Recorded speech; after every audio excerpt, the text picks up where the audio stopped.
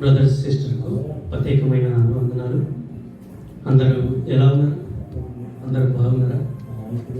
దేవుని కృపను బట్టి, దేవుని దయను బట్టి గత వారం నుంచి ఇంతవరకు దేవుడు కాచి కాపాడి మళ్ళీ తన సన్నిధానానికి నడిపించిన విధానం బట్టి కన్నతండ్రి అయిన దేవునికి కృతజ్ఞతలు. ఎందుకంటే మనమైతే ఏమి చేసిన వారు కాదు దేవుని పట్ల. సో చాలామంది అనుదినము దేవుని పనిలో ఉంటారు. సో మనమైతే మన పనిలో ఉన్నామని అనుకుంటున్నాం కదా. దేవుని పనిలో మనం తక్కువగానే ఉన్నాం కదా ఇంచుమించు. అయితే ఇంతవరకు మనము చింత ఎవరి మీద వేయాలంటే కన్నతండ్రి అయిన దేవుడి మీద వేయాలని మనం ఇంతవరకు సంఘము పెద్దగా మనం నేర్చుకున్నాం కదా. మరి చింత యావత్తు మనం ఎవరిపైన వేయాలంటే కన్నతండ్రి అయిన దేవుడి పని వేయాలి. సో కొన్ని రోజులు బట్టి జరుగుతున్న విధానాలు మనం చూసుకున్నట్లయితే చాలామంది టెన్షన్ పడిపోయి, చింత పడిపోయి, మరి భయపడిపోయారన్నట్టు మనకు తెలుస్తుంది. కానీ ఈ భావం కలిగి ఉండాలి కదా. ఈ చింత యావత్తు ఎవరిపైన వేయాలంటే కన్నతండ్రి అయిన దేవుడి పైన వేయాలి. యాచనలు అంటే దేవుని సన్నిధానంలో మనం మొరపెట్టాలి కదా. ఈ లోకంలో మనం చూసుకున్నట్లయితే ఒక్కొక్కరికి ఒక్కొక్క విధంగా బాధలు ఉంటాయి కదా. ఒక తమ్ముడికి జాబు లేదని, జాబ్ ఉన్నా కానీ తృప్తి లేదని కదా. ఎంతమంది లేరు? చాలా మంది ఉన్నారు. ఇంటికడైతే ఇల్లు లేదని, డబ్బున్నోడు తినలేక బాధ కదా. ఎంతమంది ఉన్నారు? డబ్బున్నోడు ఖర్చు పెట్టడానికి కూడా బాధ కాదు, చింత. ఇది ఇంతనే ఎందుకు ఖర్చు పెట్టాలని చింత కదా. అదేవిధంగా బైబిల్ ఉన్న అక్క సంఘంలో మనందరికి ఇప్పుడు ఏం చేసింది? అందరికీ మోటివేషన్ చేసింది కదా. అక్క ద్వారా మనం మోటివేషన్ నేర్చుకున్నాం కదా. బైబిల్ ఉన్న భక్తురాల నుంచి కూడా మనం మోటివేషన్ నేర్చుకున్నాం. అన్నగారు తన సంతానం లేనప్పుడు మందిరానికి వెళ్ళి ఏం మొరపెట్టింది? చింత యావత్తు ఎవరి మీద వేసింది అంటే కన్నతండ్రి అయిన దేవుని సన్నిధానానికి పోయి దేవుడి పైన చింత యావత్తు మరి తను మొరపెట్టింది కదా. ఒక భక్తురాలు అన్న. అదేవిధంగా భక్తురాలైన రూతు గారు చూసుకోండి. ఆమె ఏ విధంగా చింత యావత్తు ఎవరి మీద వేశారు అంటే కన్నతండ్రి అయిన దేవుడి మీద వేశారు అన్నట్టు మనకు కనబడుతుంది. నీ దేవుడే నా దేవుడు, నీ జనమే నా జనం కదా. అంటే ఈ స్త్రీలను చూసుకొని మనము కొన్ని పాటలు మనము నేర్చుకోవచ్చు. బైబిల్లో ఉన్న భక్తురాల గురించి కూడా మనము నేర్చుకోవచ్చు ఈ చింత కదా. ఇందులో చింత అన్నది చిన్న విషయమే కనబడుతుంది, కానీ లోతుల్లోకి వెళ్తే చాలా పెద్ద విషయంగా మనము దాన్ని పరిగణనలోకి తీసుకోవాలి చింత కదా. ఈ చింత వల్ల ఏమవుతున్నదంటే లోకమే నాశనానికి వెళ్ళిపోతుంది. ఈ చింత యావత్తు ఏమవుతుందంటే ఈ చింత పడడం వల్ల ఏమవుతుందంటే ఒక షుగర్ పేషెంట్గా మారిపోతున్నారు ఈ లోకంలో కదా. ఈ చింత పడడం వల్ల అక్క చెప్పింది, ఒక సిస్టర్ గారు తన కుటుంబాన్ని తీసుకొని వెళ్ళి రైలు కింద పడడానికి ఆ సాతాను గాడు ప్రేరేపించాడు అన్నట్టు కనబడుతుంది కదా. అదే చింతను మనం తీసుకొని వెళ్ళినట్లయితే మళ్ళీ అదే వ్యక్తి బీపీ రోగాన బారిన పడిపోతున్నట్టు మనకు కనబడుతుంది. ఇందులో చిన్న పదాలే మనకు కనబడతాయి, కానీ ఇది మనము గమనించలేక మనకు ఇంచుమించు 4 వారాలు ఇక్కడ చర్చ జరగలేదు కదా. చాలా మంది చింతపడ్డాం కదా. చాలా మంది చింతపడ్డాం. చింత అదే దేవుని సన్నిధానంలోకి వెళ్ళి మనం చింత ఎందుకు పట్టలేదు? దేవుడి దగ్గరికి మరి మన ఉన్న ప్లేసుల్లో మనం మోకాలు నుండి మరి దేవునికి వాచనాలుగా మనం ఎందుకు దేవుని సన్నిధానాలకు మొరపెట్టలేకపోయాం? పెట్టాము అందరం? ఎంతమంది పెట్టాము చెప్పండి ఒకసారి. అందరం పెట్టామా? ఇక్కడేం పడ్డది, అక్కడేం పడ్డది, ఆ దేశంలో ఏం జరిగింది, ఈ దేశంలో ఏం జరిగింది, ఇందులో మనం ఉండిపోయాం, కానీ దేవుడి దగ్గరికి వెళ్ళి మనం ఏం పెట్టలేదు కదా. చాలా మంది నాకు ఫోన్ చేశారు, ఏంటి ఏంటి ఏంటి అన్నప్పుడు అవన్నీ దేవుడు సర్ది చేస్తాడు. ఇవన్నీ మనము ఇంత టెన్షన్ తీసుకునే అవసరం లేదు, చింతపడే అవసరం కూడా లేదని చాలామందికి నేను మోటివేషన్ చేశాను. జరుగుతుంది, ఓకే, దేవుని ఉద్దేశం జరగవలసి ఉంటుందేమో జరిగి వెళ్ళిపోతుంది అంట. ఇంతటితో నీ జీవితం ముగింపబడుతున్నదంటే ముగింపబడుతుంది. సంతోషం, నువ్వు దేవుళ్ళు ఉంటే సంతోషం. అదే లోకం గురించి బతికినట్లయితే అప్పుడు నీకు వ్యర్థం. చింత పసుపు మనం దేవుని పని వేయడానికి, దేవుని పైన వేయడానికి మనం ప్రయత్నించాలి. ఖచ్చితంగా ఆ యొక్క మోటివేషన్ చేస్తాం. ఆ మోటివేషన్ ప్రకారం మనం జీవించడానికి ప్రయత్నించండి. చిన్న ప్రార్థన తీసుకుంటాం. మిగిలిగా ప్రేమించిన మా ప్రియాపరులకు దేవ, నిఘనమైన శ్రేష్టమైన నామం తండ్రి, గత వారం నుంచి ఇంతవరకు నీ సన్నిధానంలో కాచి కాపాడి మళ్ళీ తిరిగి ఈ సన్నిధానం తీసుకొచ్చిన విధానానికి నీకు కృతజ్ఞతాస్తుతులు చెల్లిస్తున్నాం తండ్రి. తండ్రి కొన్ని మాటలు మాట్లాడుగా తండ్రి, నీ కృపా సహాయాన్ని దయచేయమని అడుగుచు మా ప్రభువు రక్షకుడు యేసుక్రీస్తు నామములో అడుగుచున్నాం తండ్రి, ఆమేన్. అయితే నాకేం పెద్ద టైం లేదు కాబట్టి నేను షార్ట్లో చెప్పడానికి నేను ప్రయత్నం చేస్తాను. అందరూ బైబిల్ తీసుకున్నట్లయితే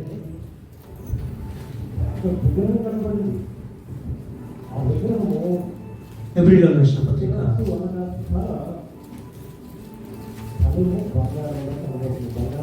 13వ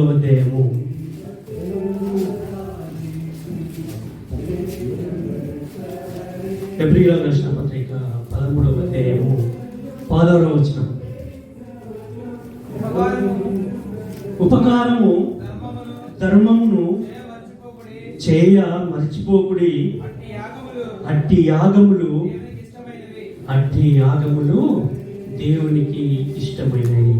ఇక్కడ ఏంటంటే మనం మాట్లాడుకున్న మాటలు ఉపకారము ధర్మము మనము మరవకూడదు. ఉపకారము ధర్మము అంటే, ఉపకారము అంటే ఏంటిదంటే తెలుసు కదా మీరు, ఉపకారము తెలుసు. ధర్మము అంటే తెలుసా? ధర్మం అంటే ఏంటిది? ధర్మము అంటే ఏంటిది తెలియదా వారికి? ధర్మం అంటే తెలియదా? ఎదుటి వారికి సహాయం చేయడము, ఎదుటి వారికి సహాయము చేయడము. క్రైస్తవులమై మనమై ఉన్నప్పుడు మనము ఉపకారం చేయాలి, దాంతో ప్లస్ మనం ఏం చేయాలి? ధర్మం కూడా మనము చేయాలి. అంటే కిందికి అదే అధ్యాయంలో కిందికి చదవండి మళ్ళీ ఒకసారి. ఉపకారమును ధర్మమును చేయ మర్చిపోకుడి. ఉపకారము ధర్మము చేయ మర్చిపోకుడి. అట్టి యాగములు ఏగట? అట్టి యాగములు ఏంటి అట? అట్టి యాగములు దేవునికి ఇష్టమైనవి. అట్టి యాగములు దేవునికి ఇష్టము అయినని హెబ్రీ పత్రికలో మరి దేవుడు పౌలు భక్తుల ద్వారా రాస్తున్నాడు. దేవునికి ఏవి ఇష్టమట? అట్టి యాగములు దేవునికి ఇష్టము అని తెలియపరుస్తున్నాడు. అట్టి యాగములు మనము కలిగి ఉన్నప్పుడు ఏం చేయాలట? ఇతరులకు ఉపకారం చేయాలి. అదేవిధంగా మనము ధర్మము చేయాలి. అవి ఎవరికి ఇష్టమైనవి అంటే తన తండ్రి అయిన దేవునికి ఇష్టము అయినని మనకు తెలియపరుస్తున్నాడు. అదేవిధంగా మనం ఇంకా ముందుకెళ్ళినట్లయితే మనం చూసుకున్నట్లయితే అందరము ఒకసారి పాత నిబంధన గ్రంథంలోకి వచ్చినట్లయితే బాగుంటుంది. అందరం సరేనండి. సామెతల గ్రంథము ఒకసారి అందరూ రండి. సామెతల గ్రంథము మరి సొలొమోను భక్తులు మరి ఏం తెలియజేస్తున్నాడు అని మనం ఆలోచించుకున్నట్లయితే 19వ అధ్యాయము 17వ వచనము. బీదలను కనికరించేవాడు ఎవరికి అప్పించేవాడట? బీదలు కనికరించేవాడు యెహోవాకు అప్పించేవాడు. అంటే మనం ఎవరికి డైరెక్ట్ గా అప్పిస్తున్నాము? దేవునికే మనము అప్పిస్తున్నాం కదా. దేవునికే మనం ఏం చేస్తున్నాం? అప్పిస్తున్నాము. ఆ దేవుడు మనకు ఆయుష్ ఇస్తే ఈ రోజంతా నిలుచుండి మనం పని చేసుకుంటే మళ్ళీ ఏం చేస్తున్నాము? ఆ ధనము సంపాదించుకొని మళ్ళీ దేవునికి అప్పిస్తున్నాం. అంటే ఆ ధనాన్ని కొండపోయి నువ్వు ఎవరికి ఇస్తే? బీదలకు నువ్వు ఇస్తే దేవునికి అప్పిస్తున్నావు అన్నట్టు కదా. మనకు స్పష్టంగా కనబడుతుంది. మనం ఏం చేయాలా? మనం కలిగిన దాంట్లో కూడా మన బీదలను పోషించాలి. బీదలకు ఇవ్వమని దేవుడు తెలియపరుస్తున్నాడు కదా. మనం అప్పు మరి దేవునికి ఇచ్చేలా ఉండాలి, బీదలను మనం పోషించేలా ఉండాలి. బీదలు అనేవారు ఎక్కడనే ఉండరు, మనతో పాటే ఉంటారు. వాళ్ళు కూడా కదా మనతోనే ఉంటారు, మనతో పాటే ఉంటారు. అప్పుడు మనం ఏం చేయాలి? వాళ్ళకి సహాయంగా ఉండాలి. అప్పుడు మళ్ళీ ఒకసారి చదవండి. బీదలను కనికరించేవాడు యెహోవాకు అప్పించువాడు అని. సరిపోయింది కదా. బీదలకు కనికరించేవాడు యెహోవాకు అప్పించేవాడు.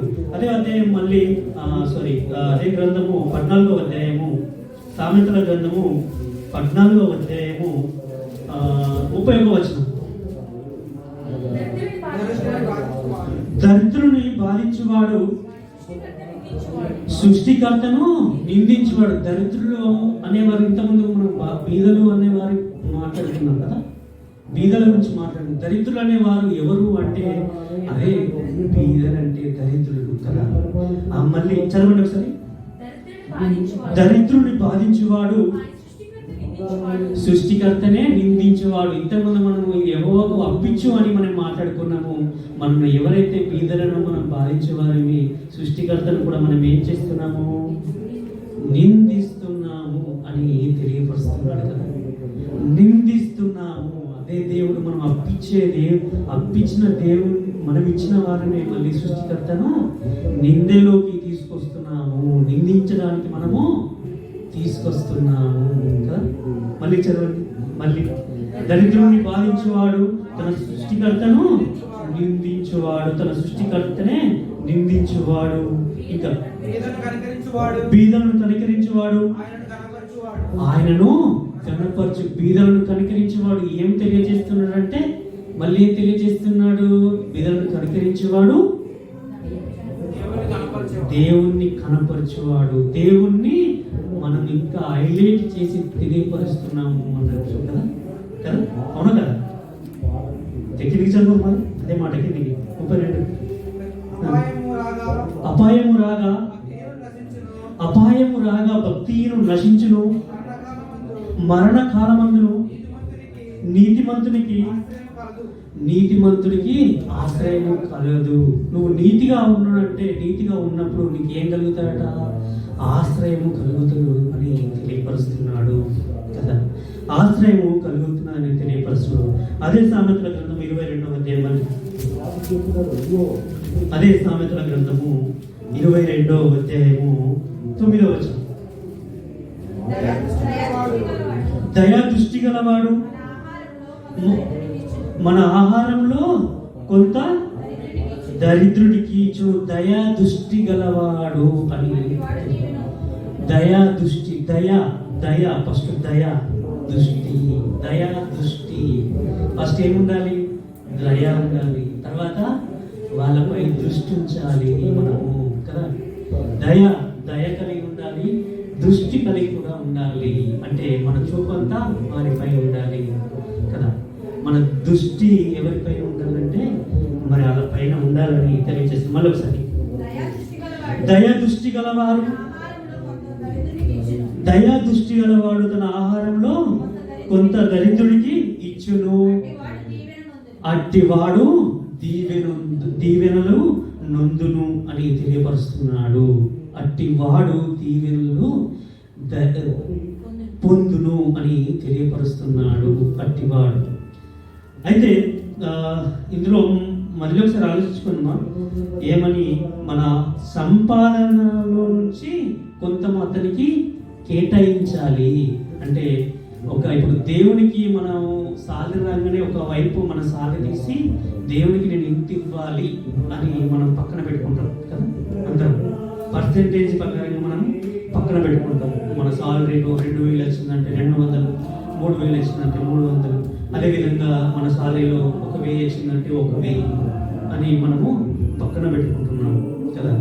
అదేవిధంగా దేవునికి ఎంత ఇవ్వాలనుకుంటున్నాము అంటే పాత నిబంధన ప్రకారంగా మనం పర్సెంటేజ్ ఇస్తున్నాము. కొత్త నిబంధన ప్రకారంగా అయితే మనం సంపాదన ఇచ్చినా సరిపోదు. అంటే ఇందులో పాటు మనం ఏమి యాడ్ చేసుకోవాలంటే బీదలకు కూడా మనము యాడ్ చేసుకోవాలి కదా. బీదలకు కూడా మన సంపాదనలోనే కొంచెం కేటాయించుకోవాలి కదా.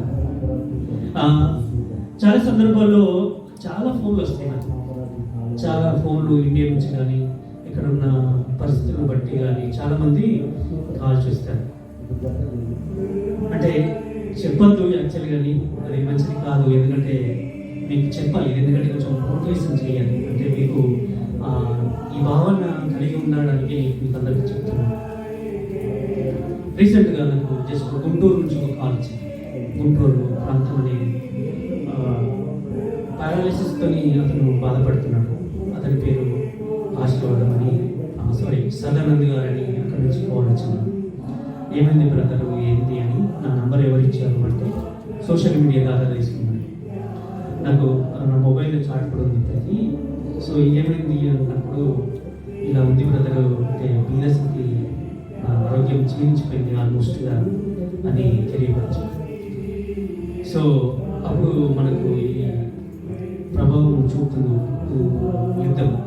యుద్ధం ప్రభావం చూపుతున్నప్పటికీ సరే నా దగ్గర అయితే డబ్బులు ఓకే, కానీ బ్యాంకులు కట్టేసి ఉన్నాయి అని అన్నప్పుడు సో వెయిట్ చేశాడు చాలా. సరే అని మళ్ళీ మన ప్రశాంత్ బ్రదర్కి చెప్పాను, గూగుల్ పే ఉందా, కొంచెం గూగుల్ పే చేయాలి. సో ఆయన కూడా లేవు, నాది డిలీట్ అయిపోయిందని తెలియపరిచాను. సో తర్వాత మళ్ళీ తనకు కొంత మొత్తం డబ్బు నేను అందరం చేయడం జరిగింది. అదేవిధంగా ఇండియాలో ఉన్న మా ఫ్యామిలీ మెంబర్స్ కూడా అడిగాను, అకౌంట్లో కూడా లేవు అని తెలియపరిచాను. అంటే నా నుంచి డబ్బులు, కానీ అక్కడ నుంచి వెళ్ళడం పోవడం వల్ల మళ్ళీ కొంచెం ఇబ్బంది కలిగి మళ్ళీ ఒక 15 days తర్వాత మళ్ళీ అందజేయడం జరిగింది. ఖచ్చితంగా అంటే అతని పరిస్థితులు అంటే చూస్తే బాగా పూరి పరిస్థితిలో ఉన్నాడు కదా. మనము ఖచ్చితంగా వాళ్ళకు బీదలకు సహాయం చేసేవారికి ఉండాలి. బీదలకు సహాయం చేస్తే ఏమవుతుందట, యెహోవాకు మనము అర్పించేవారము కదా. ఖచ్చితంగా ఈ భావం మనకు కలిగి ఉండాలి కదా. అయితే ఇంతవరకు మనము లోకంలో జరుగుతున్న సందర్భాలు మనం మాట్లాడుతున్నాం కదా. లోకంలో జరుగుతున్న సందర్భాలు మనం మాట్లాడుతున్నాం. అయితే కొత్త నిబంధనకు వచ్చినట్లయితే అందరం కొత్త నిబంధన పడండి. కొరింథీ రాసిన పత్రిక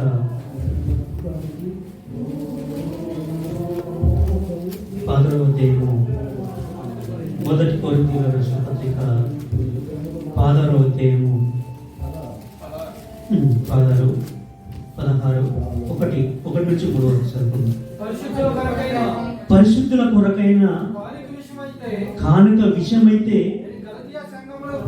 గలతీయ సంఘమునకు నియమించిన ప్రకారము మీరుని చేయుడి అని తెలియపరుస్తున్నాడు. పరిశుద్ధుల కొరకైన కానుక విషయమైతే నేను గలతీయ సంఘమునకు నియమించిన ప్రకారము మీరును చేయుడి. మనం ఏం చేయాల? పరిశుద్ధుల కొరకు మనం ఏం చేయాలట?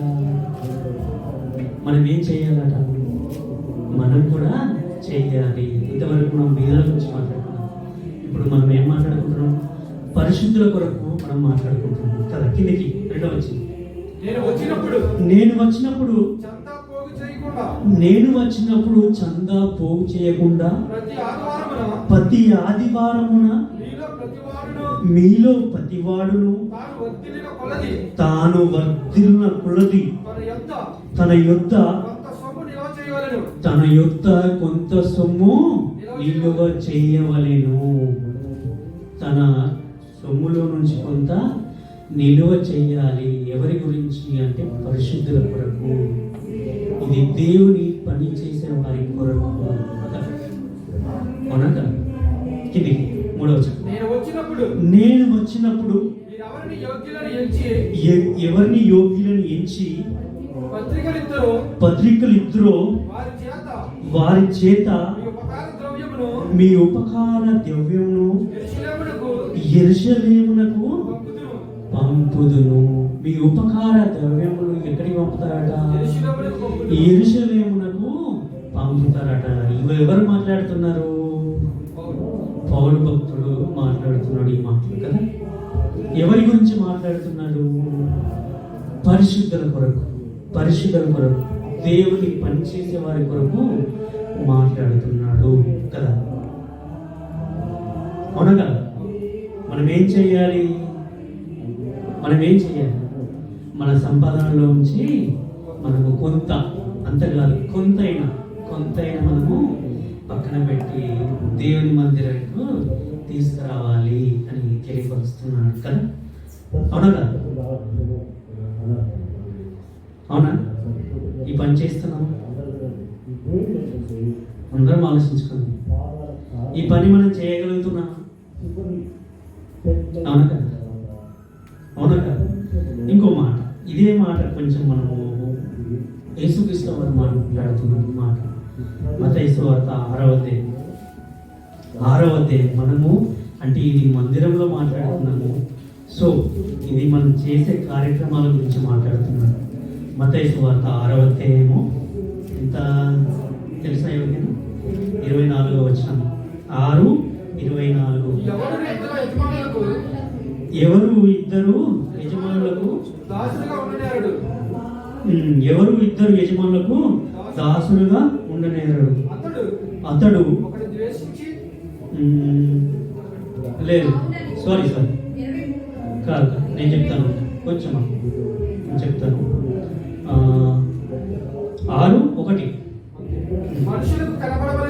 మనుషులకు కనబడవలెనని వారి ఎదుట మీరు నీతి కార్యము చేయకుండా జాగ్రత్త పడవలెను. లేని ఎడల పరలోకమందున్న మీ తండ్రి యొక్క ఫలము పొందనేరరు.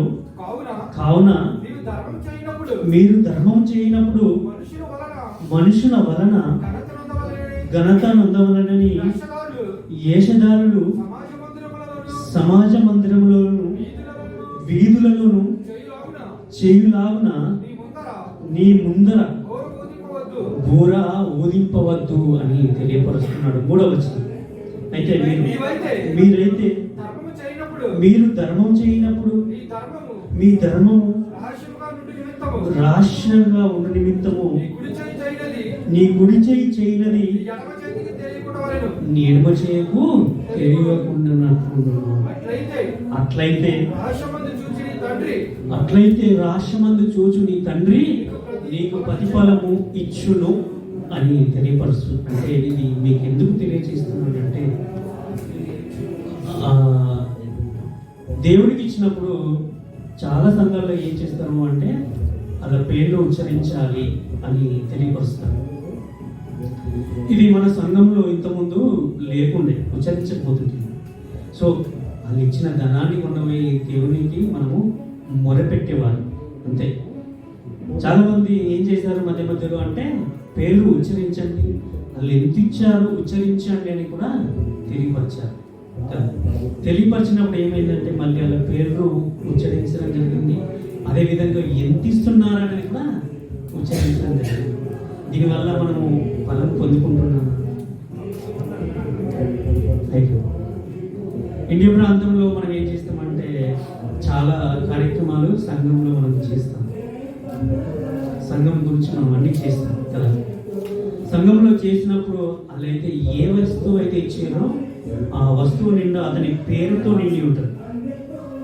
ఇండియాలో ఇది మనకు కనబడుతుంది కదా, చాలా సంఘాల్లో మనకు కనబడుతుంది. అయితే 3 రెక్కల గల ప్యానిస్తే ఆ 3 రెక్కల నిండా ఉంటుంది. అదేవిధంగా కొన్ని సంఘాలు మనం చూసాం పూర్తిగా వాళ్ళ పేరుతో నిండి ఉంటుంది. ఒకవేళ పేరు ఉచ్చరించని ఎడల ఏమవుతాయంటే చాలా గొడవలే జరిగిపోతాయి. ఎందుకంటే జరిగిపోతాయి. ఆ సంఘానికి కూడా మానివేస్తారు రాదు కదా.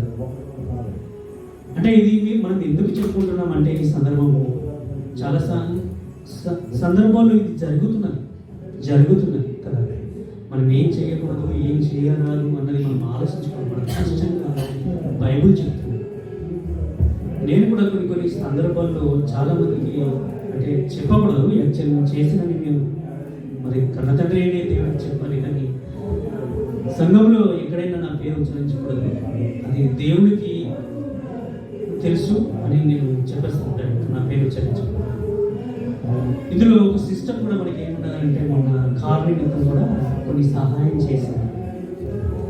ఆ సిస్టమ్ ఏమున్నదంటే, నా పేరు ఉచ్చరించకూడదు ఉన్నది. చాలా సంతోషం అనిపించింది. ఇలాంటి మనసు కలిగి ఉండాలి. ఫస్ట్ ఇవ్వడానికి మనసు ఇచ్చింది, తర్వాత తన పేరును కూడా గొప్ప చేయలేదు.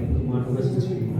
మన కారు నిమిత్తం ఇచ్చినప్పుడు, సంఘానికి మనకు ఒక ఆహారం అవసరం ఉన్నప్పుడు ఏం మాట్లాడిందంటే ఇచ్చింది. ఇచ్చిన తర్వాత పేరు కూడా మెన్షన్ చేయొద్దు అని ఖరాఖండిగా తెలియజేసింది. ఆ మనసు మనకు అందరికి కలిగి ఉండాలి. ఎందుకు తెలియజేస్తున్నా అంటే, చాలా మంది పేరు ధనం వల్ల దేవునికి దూరంగా అయిపోతున్నట్టు మనకు కనబడుతుంది కదా. ఖచ్చితంగా ఈ భావం కలిగి ఉండాలి. మనం ఏం చేస్తున్నాము, ఎంతవరకు చేస్తున్నాము, పరిశుద్ధుల కొరకు మనం ఏం చేస్తున్నాము అన్నది మనం జ్ఞాపకం ఉంచుకోవాలి. మనం చెయ్యాలి, మనకున్న బాధ్యత కదా. అవునా కదా? 2 కొరింథీ మళ్ళీ చూద్దాం. కొరింథీలో రాసిన పత్రిక 2 కొరింథీ రాసిన పత్రిక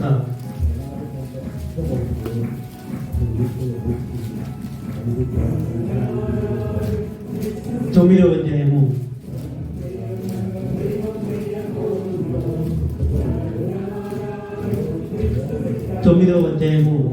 1 నుంచి, పరిశుద్ధుల కొరకైన పరిచర్య గూర్చి మీరు మీ పేరు రాయుటకును ఐక్యము లేదు.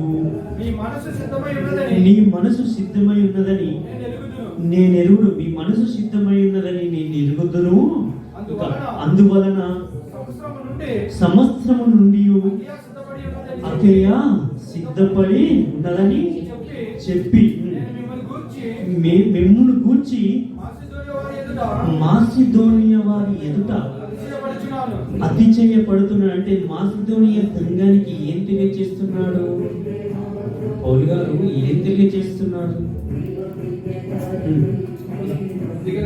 ముందు అను సిద్ధపడుతున్నారని అతిశయపడుతున్నాడు. అంటే తెలియపరుస్తున్నాడు కదా, తెలియపరుస్తున్నాడు.